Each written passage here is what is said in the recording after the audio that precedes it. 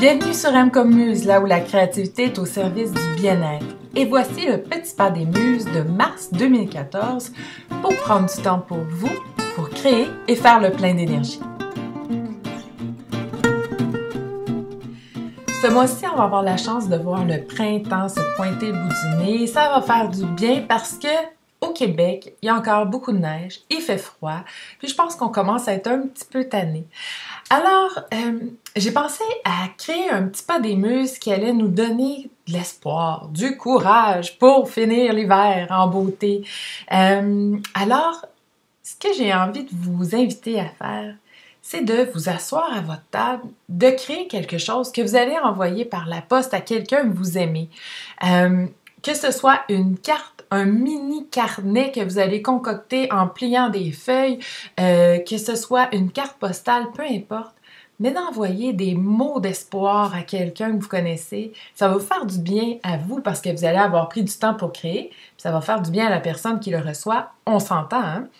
Et puis si vous avez envie de tisser des liens entre muses, j'ai mis disponible sur Internet, vous allez avoir sous ce vidéo-ci, dans votre petit pas des muses, il y a un lien pour vous inscrire à du jumelage entre muses. Donc, il y a une colonne pour celles qui ont envie d'envoyer du courrier et une colonne pour celles qui ont envie d'en recevoir. Bien entendu, vous pouvez être inscrit dans les deux, hein? Vous pouvez en envoyer puis en recevoir aussi. Donc, puis vous pouvez venir inscrire votre nom à plusieurs reprises. Donc, si vous avez envie d'envoyer du courrier à 5 personnes, vous inscrivez votre nom 5 fois.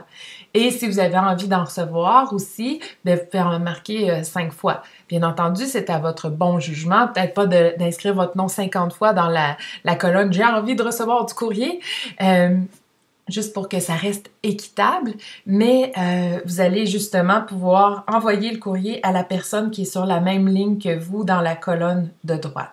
Tout ça est expliqué sur le document. Et afin qu'on préserve la vie privée de tout le monde, la colonne de « J'ai envie de recevoir du courrier » est anonyme. Donc, vous ne mettez pas votre nom, seulement votre adresse et votre pays. Et la personne qui va vous envoyer du courrier aura qu'à marquer « À toi, chère muse », peu importe, mais je tiens à ce que ça reste anonyme.